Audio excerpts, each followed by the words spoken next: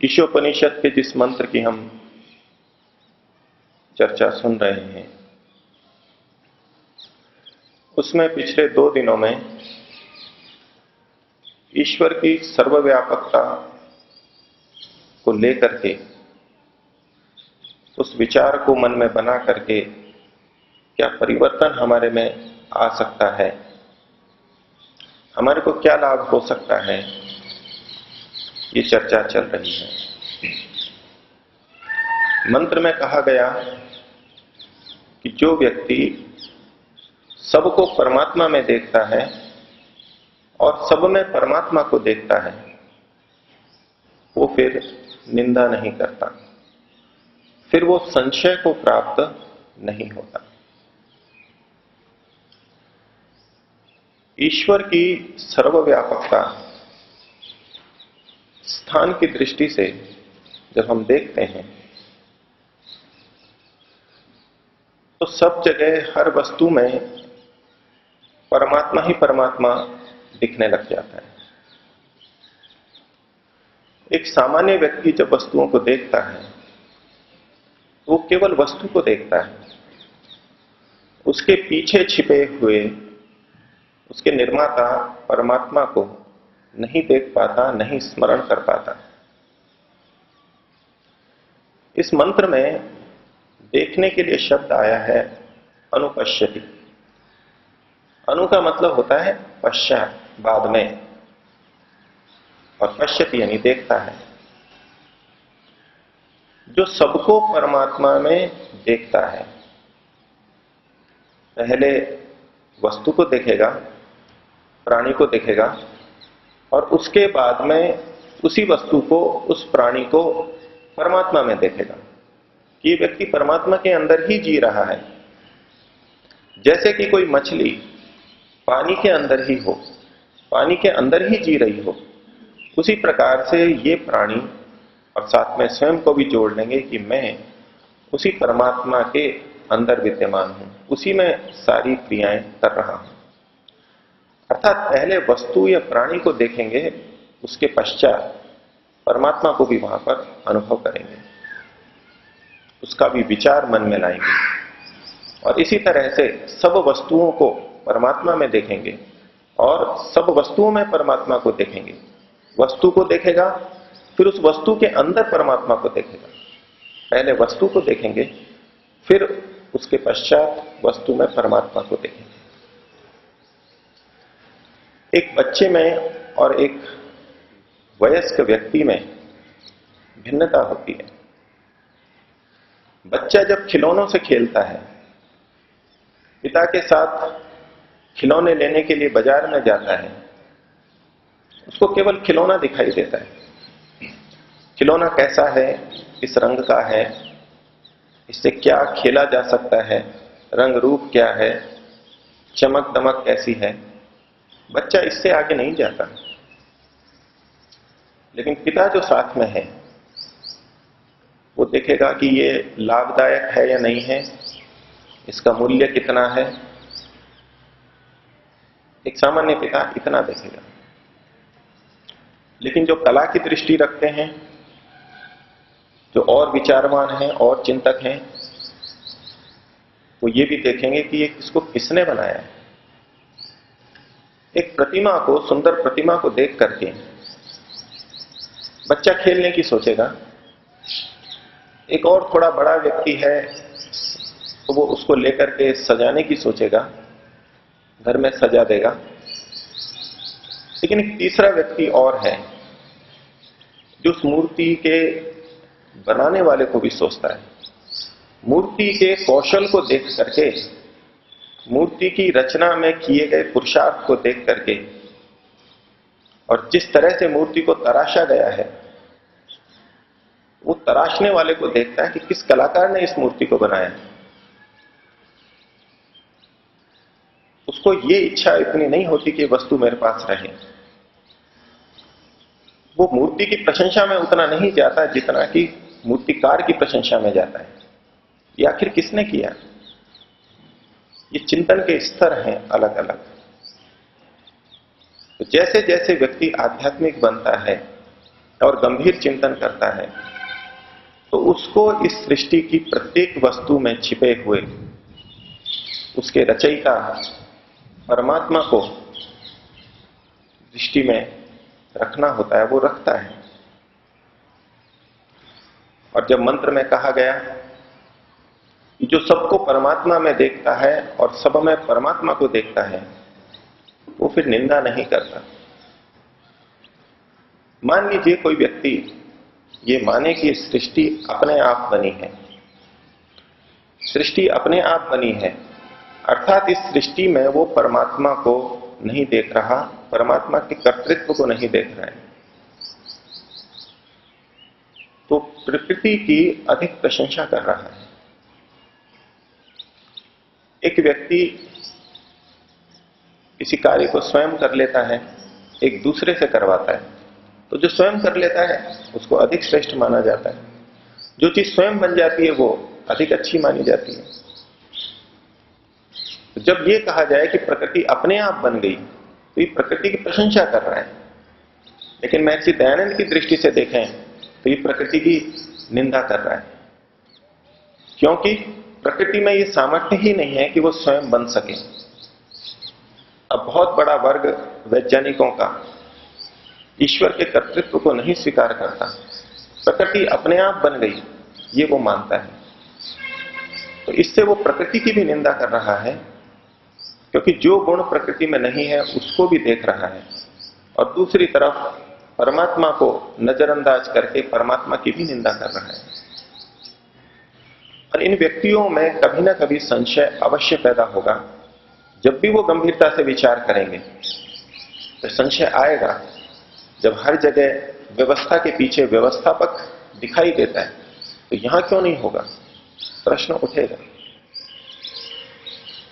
जो व्यक्ति सब जगह परमात्मा को नहीं मानते, किसी एक स्थान पर मानते हैं,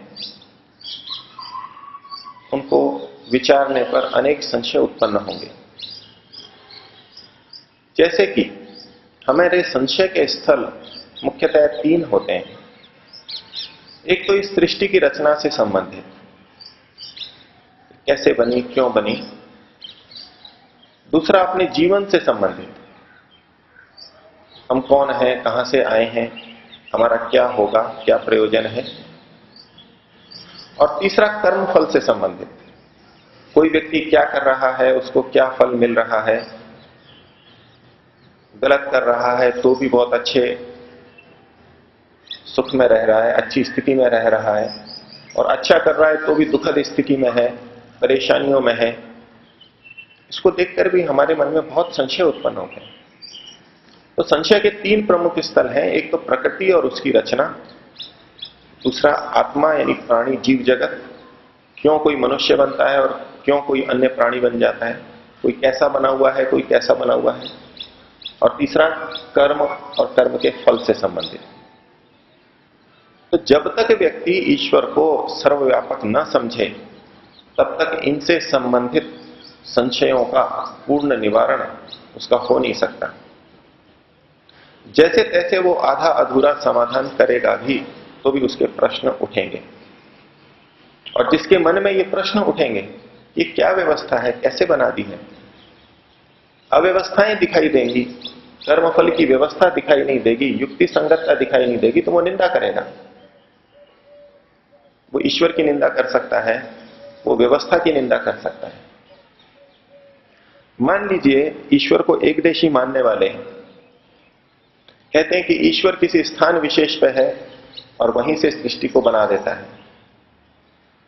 अब इतना सुन लिया, मान भी लिया, लेकिन विचार आएगा कि जो दूर देश में बैठा है वो किसी दूसरी जगह पर निर्माण कैसे कर सकता है। एक कुम्हार अजमेर में बैठा हो, वो अजमेर में बैठे बैठे जयपुर में घड़ा कैसे बना सकता है। एक स्थान पर बैठा हुआ दूसरी जगह कार्य कैसे कर सकता है। तो थोड़ा समाधान आएगा। समाधान देते हैं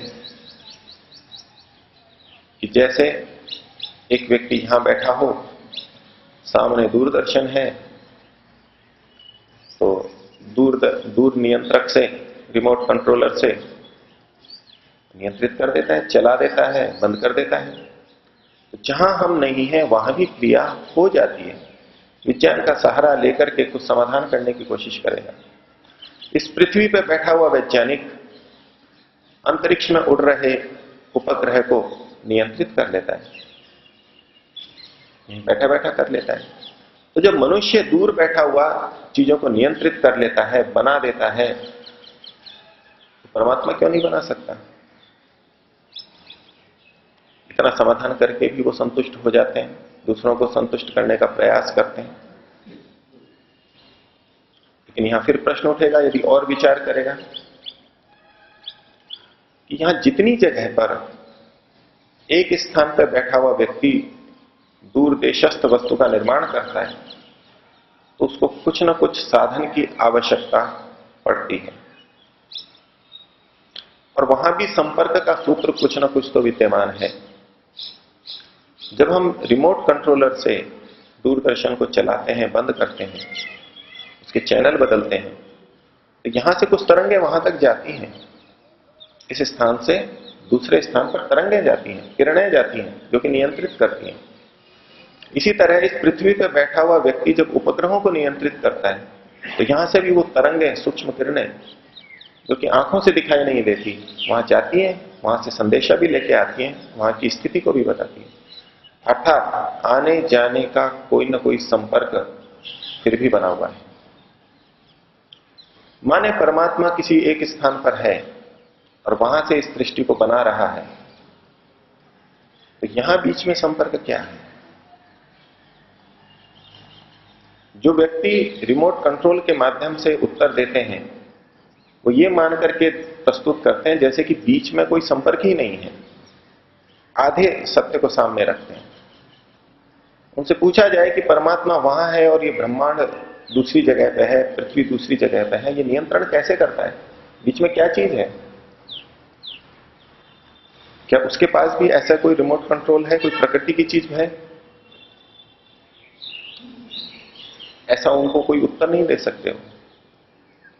और यदि प्रकृति की कोई चीज नहीं है, परमात्मा की ही अपनी शक्ति है, वो परमात्मा अपनी शक्ति से ही सबको चला देता है, एक जगह रहता हुआ भी। कैसे चलाता है?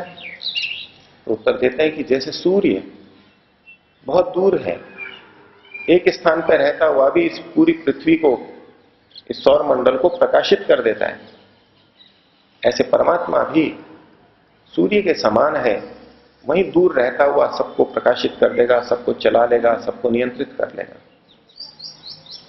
अब उनके उदाहरणों में सब जगह हम विचार करें तो दोष हमको दिखाई दे जाएंगे।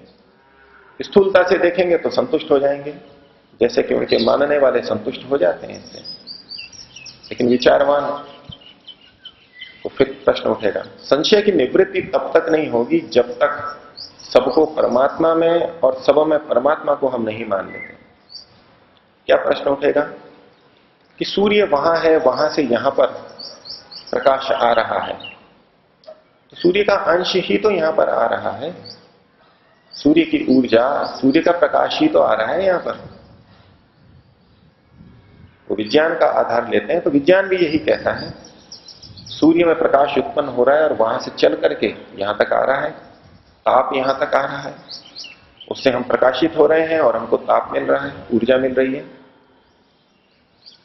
और जब एक स्थान से कोई चीज निकल के दूसरे स्थान पर जाती है तो वहां सूर्य में क्षय भी हो रहा है, ये भी वैज्ञानिक मानते हैं।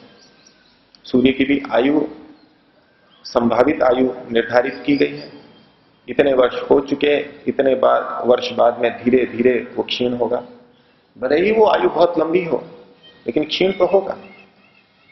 तो यदि परमात्मा में भी हम इसी उदाहरण को घटाएंगे कि परमात्मा किसी स्थान पर बैठा हुआ इस सृष्टि को बना देता है या चला देता है और वहां से अपनी शक्ति को यहां भेज देता है, तो शक्ति फिर उसकी भी क्षीण होगी। हम परमात्मा को भी फिर ऐसा ही मानना होगा, हमें परमात्मा को भी क्षीण होने वाला मानना होगा। और परमात्मा ही जब क्षीण होने वाला होगा तो वो नष्ट भी होगा, और जो चीज नष्ट होएगी वो फिर कभी बनी भी होगी, और बनी होगी तो उसका कोई बनाने वाला भी होगा।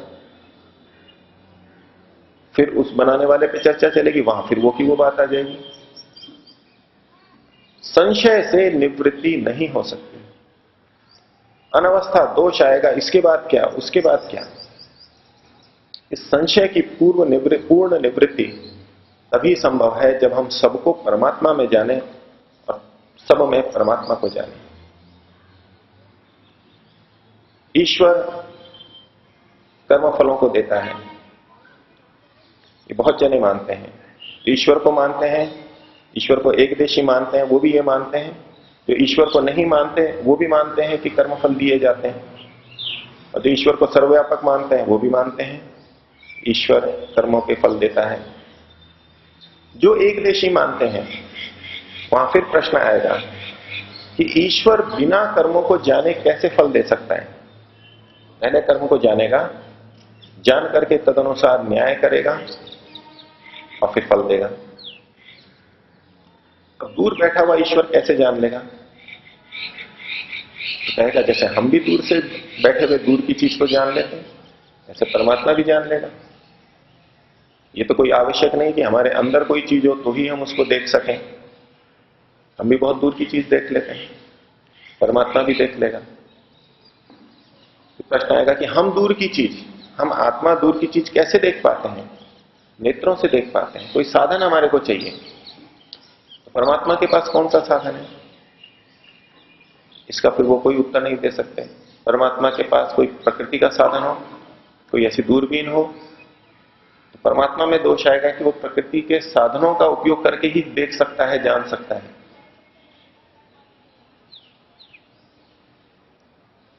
जो व्यक्ति सबको परमात्मा में देखता है और सब में परमात्मा को देखता है, वो ही संशय से दूर हो सकता है, नहीं तो नहीं हो सकता।